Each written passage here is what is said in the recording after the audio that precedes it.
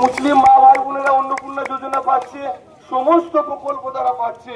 তাহলে যে সমস্ত বিরোধীরা আমাদের ভারতীয় জনতা পার্টিকে কমিউনাল পার্টি বা সাম্প্রদায়িক তকমা লাগায়, তাদের সে সমস্ত গুজবে আপনারা কান দেবেন না। আপনারা ভারতীয় জনতা পার্টির সঙ্গে থাকুন। ভারতীয় জনতা পার্টির নেতৃত্বে আমরা আগামী দিনে বিকশিত পশ্চিমবঙ্গ এবং বিকশিত ভারত তৈরি করব, এটাই আমাদের গ্যারান্টি। ভারত মাতা কি জয়, জয় হিন্দ, বন্দে মাতরম। সংখ্যালঘু মোর্চার সভাপতি আমির আলী মণ্ডলকে তার এত সুন্দর বক্তব্য রাখার জন্য অসংখ্য ধন্যবাদ। এরপরে আপনাদের সামনে বক্তব্য রাখবেন বোলপুর সাংগঠনিক জেলার সহসভাপতি সুব্রত চট্টরাজ মহাশয়।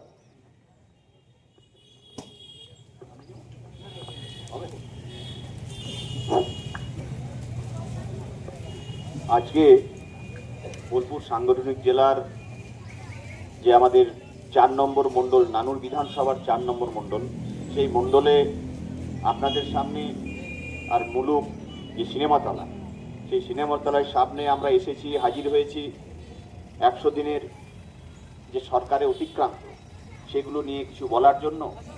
আজকে উপস্থিত আছেন মণ্ডলের সভাপতি ভাই মনোজ, ভাই সুমিত, জেলা কমিটির সদস্য আছে, আমাদের যুব মোর্চা থেকে শুরু করে, সংখ্যালঘু থেকে শুরু করে, বুথ সভাপতি থেকে শুরু করে যারা রয়েছেন তাদেরকে আর যথাযোগ্য সম্মান জানাচ্ছি। আর সামনে যারা আছেন, আমার মাইকের আওয়াজ যতদূর যাচ্ছে, যে সমস্ত আর ব্যবসায়ীরা রয়েছেন, ব্যবসা করছেন, পথ চলতি মানুষ, প্রত্যেকের কাছে তাদেরকে যথাযোগ্য সম্মান জানাচ্ছি। আর সামনে বসে আছেন মায়েরা, আমার বোনেরা, দিদিরা, তাদেরকেও আমার যথাযোগ্য সম্মান জানাই।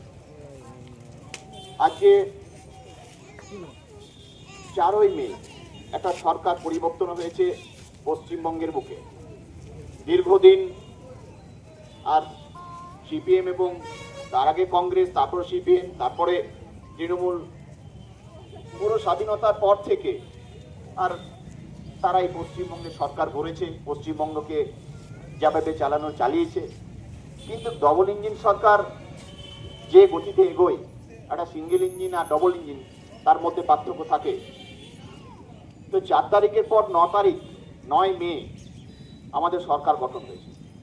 তারপর থেকে আর 16ই আগস্ট আমাদের 100 দিন আর হয়েছে। তারপর থেকে আমাদের কার্যক্রম হচ্ছে কি 100 দিন আমরা কতদূর যেতে পেরেছি।